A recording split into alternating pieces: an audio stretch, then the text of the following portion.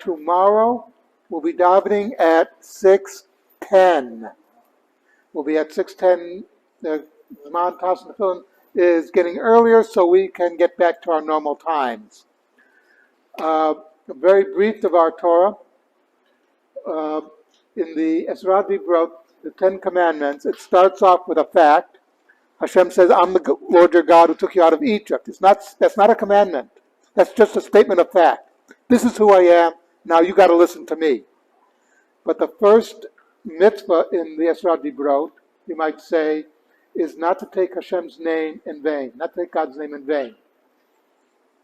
And this is very interesting because it's not so much talking about, like these people will say, I swear to you this and I swear to you that.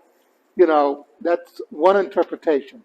Another interpretation is doing something bad and doing it in God's name. We've all seen the movie The Blues Brothers, where they go around committing all sorts of crimes, but they're on a mission from God, and therefore everything is permitted. That is taking God's name in vain. That's what the Torah is getting at. During the American Civil War, which, remember, the North, for many people in the North, the fight was a religious issue. What was the Battle Hymn of the Republic about? If you listen to it, it's a religious song. It's not, mine eyes have seen the glory of the coming of the Lord. It's not talking about, we're in this just for this. They looked at it as a religious service. And Abraham Lincoln was once asked, are we on God's side? Oh, no, is God on our side?